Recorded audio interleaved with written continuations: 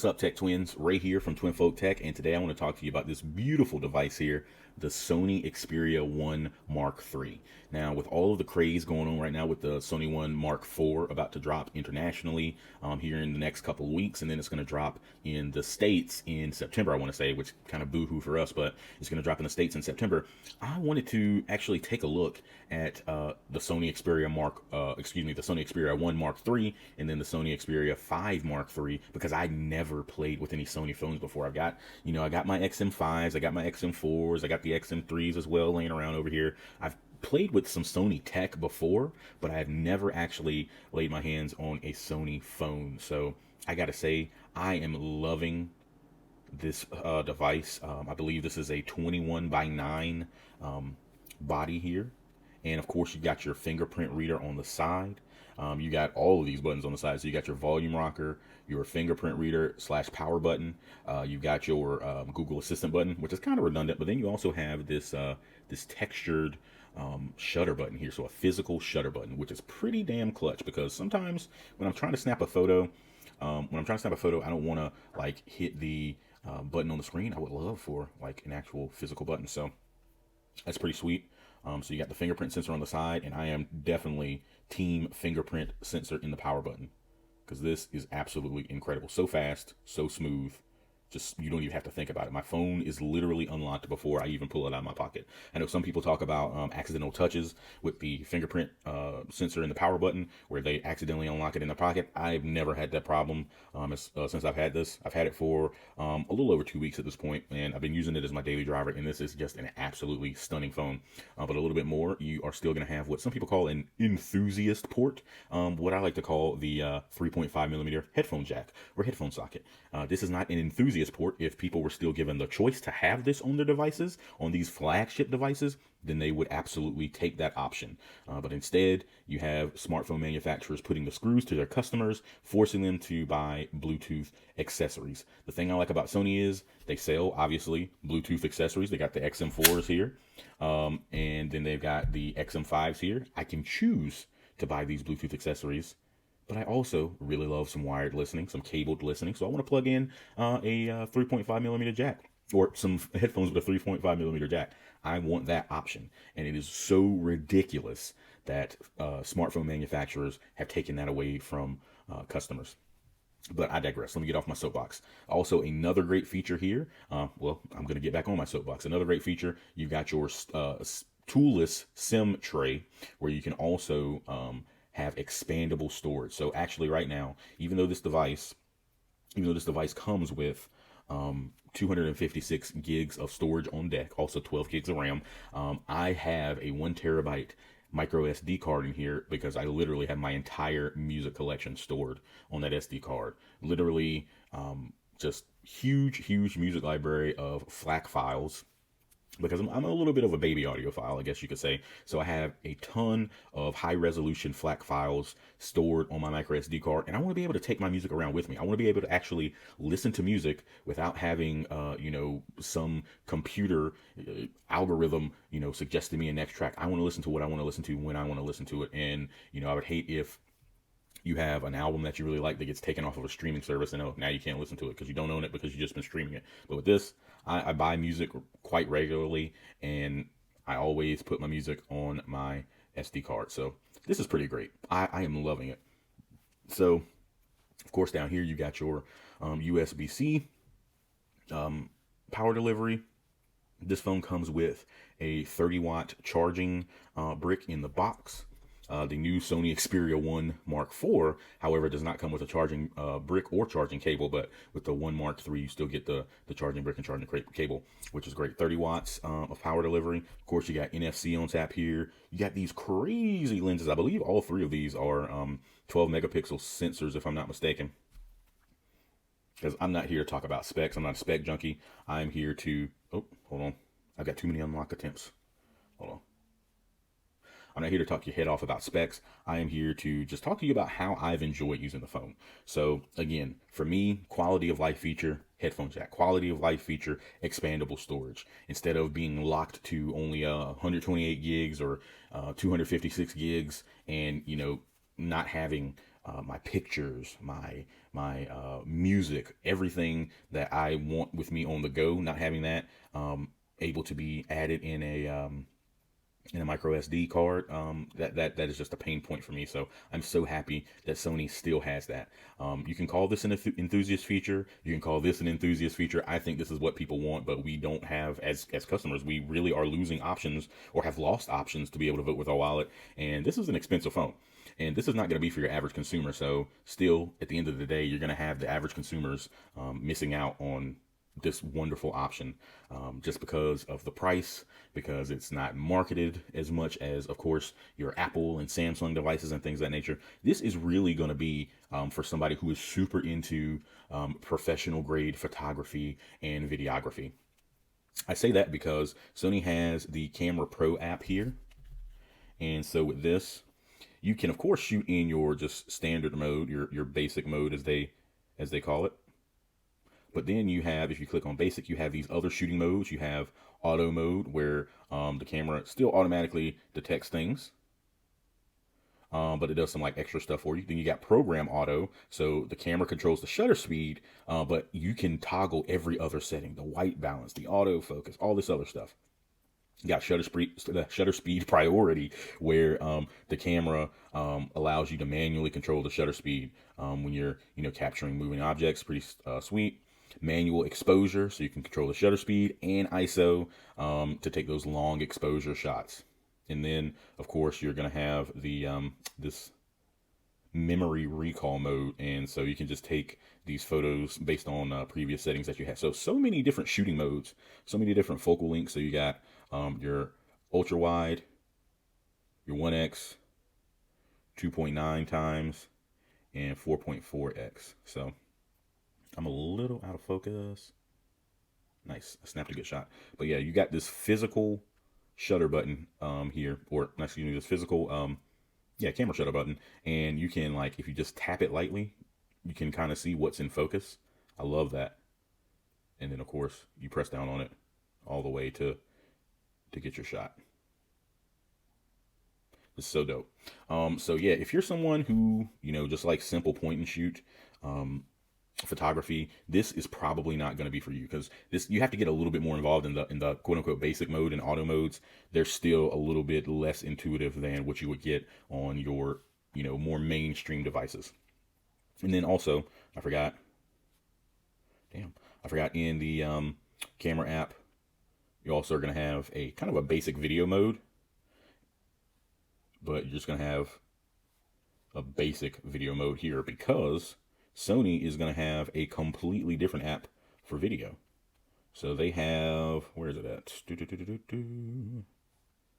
going to have the Cinema Pro app. So with this, you can choose your resolution. Let me just try to move this over a little bit. You can choose your resolution, your frames per second. So you can go from 24 like cinematic frames per second all the way up to 120. 4K resolution, of course. You can bring it down to 2K. You can change the look using this like Venice filter. I think this is one of like the signature looks of one of Sony's cameras, one of their popular cameras. You can of course change your focal length. You can change the ISO. You can control the white balance. I mean, there's just so much to choose from. And the thing that I think is pretty cool is you can have manual focus and autofocus, and you can literally like rack focus on here. Like, I think that's so dope. You probably can't see it now because I have the ISO and the white balance all out of whack. But anyway, this is huge. And you can basically start like video projects. Like you'll shoot every video that I would shoot right now is all basically going to be in one project. And so if I wanted to change the settings again, I would have to start a new project. So once I start recording using these settings that I have currently, if I wanted to change anything, I'd have to start a new project. So pretty dope in terms of just how granular you can get with your controls. But what I'm hearing is with the One Mark IV, you actually have a better basic mode, a little bit more of a mainstream friendly basic mode, and then you have even crazier camera effects and hardware effects as well. Oh yeah, I almost forgot to mention, basically with your camera output on here, in comparison to other devices, your camera output on here is going to look a little bit more true to life in terms of the colors. Sony doesn't have all of that heavy AI post-processing on their photos, and I quite like the look of it.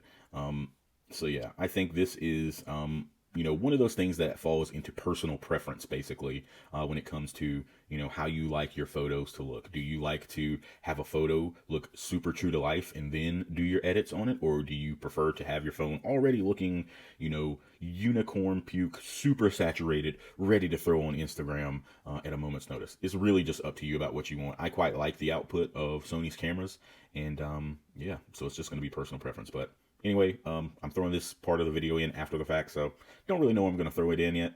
Throw it in at, but it might be at the end, might be somewhere in the middle. Who knows? Just wanted to, mention that part about the cameras or the photos, how they turn out. So all in all, I think that this phone is pretty dang awesome, and you really get that stock Android vibe as well.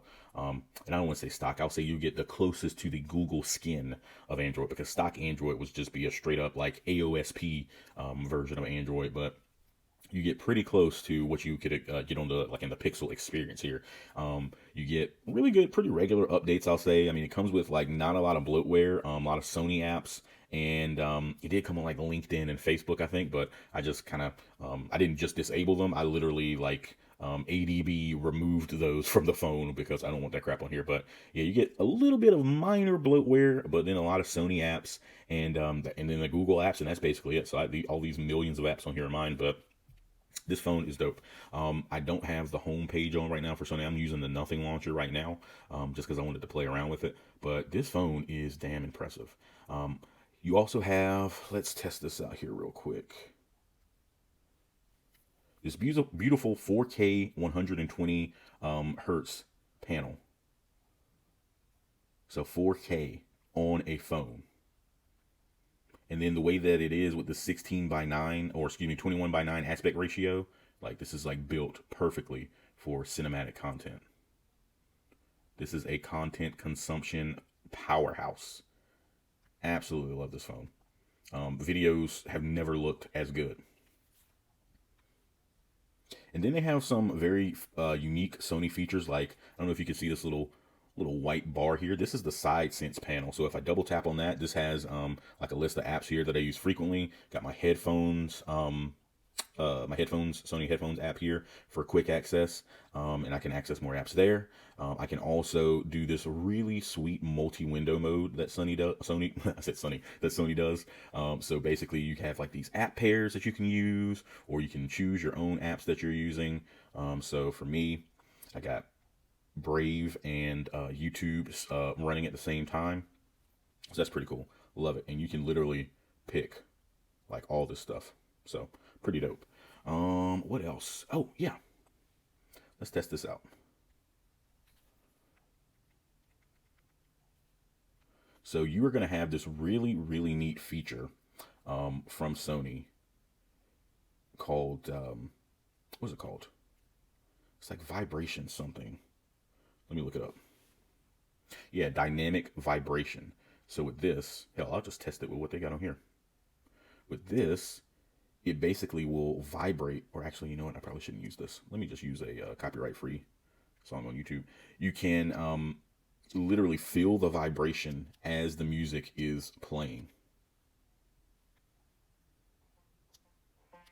Okay, so I got my volume slider, then I got my dynamic vibration slider, and you have these front-facing speakers right here.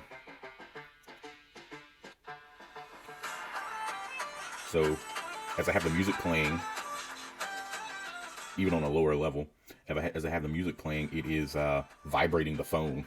It's pretty cool. I don't know if you can hear it. I don't know if the microphone is picking up that vibration.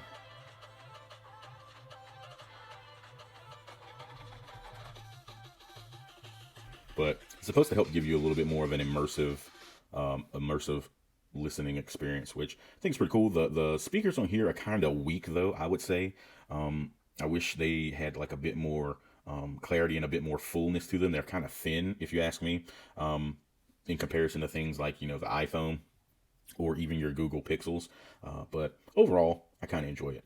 The other thing I'll say that is a downside for me is the headphone jack seems to be a bit of an anemic headphone jack. I'll say that. So I don't feel like I'm getting as much power from whatever I plug up into it as I could with a dedicated DAC amp combination. What else? I guess while I do enjoy these extra camera features that you get from this phone, it could, because it definitely has encouraged me to get more familiar with my device and get more familiar with how to work my camera, because I usually never use pro mode whenever I get a camera. I mean, I like to tinker around with it a little bit when I'm testing out a phone's camera, but for me, every day, just, randomly taking pictures and stuff like that when I'm out and about, I just like simple point and shoot auto.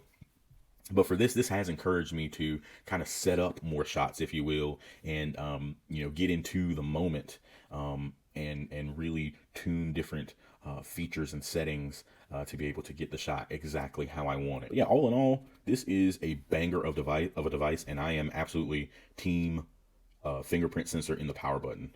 Like the convenience of that is so ridiculous. I love it. I absolutely love it. I don't know really what else to say about this device. It's pretty expensive still.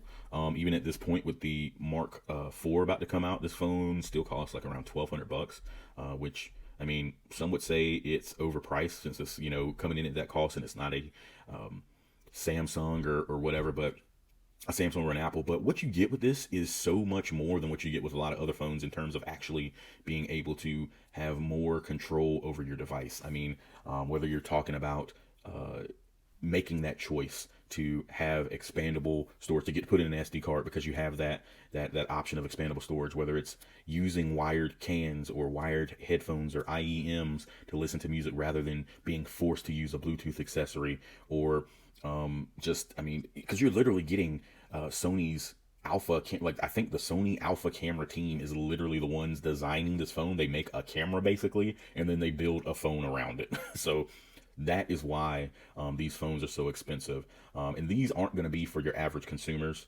But I think, in my opinion, the Sony Xperia 5 Mark III, that's probably going to be something that's geared towards your more mainstream consumers, in my opinion.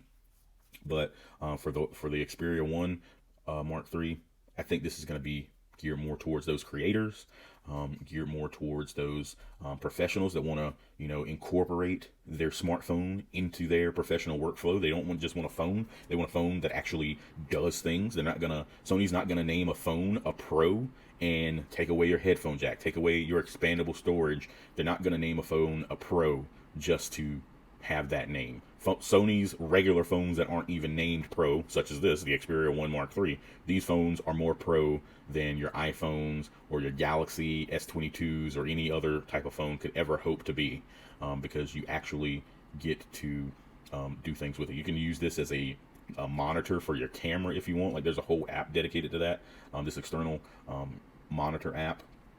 You can use this as like audio out. This headphone jack, like, it's more than just a headphone jack. Like, this phone is so ridiculous. And also, I don't know if it's been on during this video, but it does have a notification LED, which is another old school feature, enthusiast feature or whatever, that I think is really cool, that I've missed sorely. I just love how there is absolutely no notch on this phone. You just have the full display. I will happily take a phone with bezels like this, with small minimal bezels, to avoid any interruption in my display. That is one thing that I think is absolutely brilliant about these devices, is that you don't have any sort of interruption in your display. You just have these small little bezels at the top and bottom, and the camera and everything is up there, and you're good to go. No interruptions in the display whatsoever. So let's pull up another video real quick so you can see what I mean. In case you didn't see it the first time, I'm pulling up the same video because I am very lame. But yeah, all screen. All screen. I absolutely love that. I don't think this, oh, okay.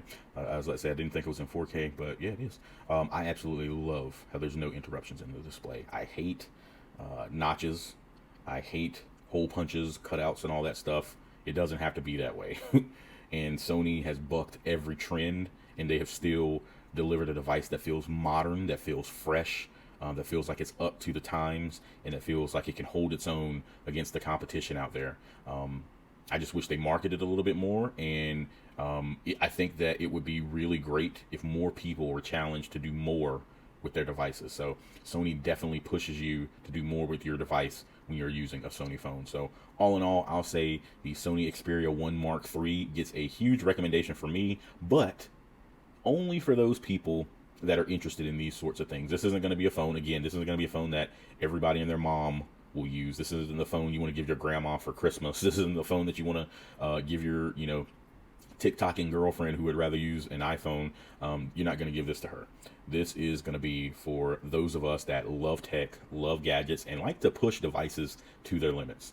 I'm not going to really get into specs because I'm about to wrap this up, but you got a Snapdragon 888 in here, so last generation's chipset, and it's going to hold its own. You don't have to get caught up in these chipset wars and just going crazy about whatever SoC is in the phone. The 888 is good. Sony does not manage the thermals as well as some of the other devices out there, because this phone does get stonking hot, but I would say overall it's not going to let you just like run the phone in the ground. Like when the phone is too warm, it is going to like kind of shut down the cameras and stuff until the phone cools back down. So you're not going to be able to, but it's going to give you a warning basically before the phone camera shut down. It's not just going to shut them down without any kind of warning. So I do think that's a really cool safety feature, so you're just not like ridiculously killing this phone. And I think the last thing I'll want to talk about real quick is going to be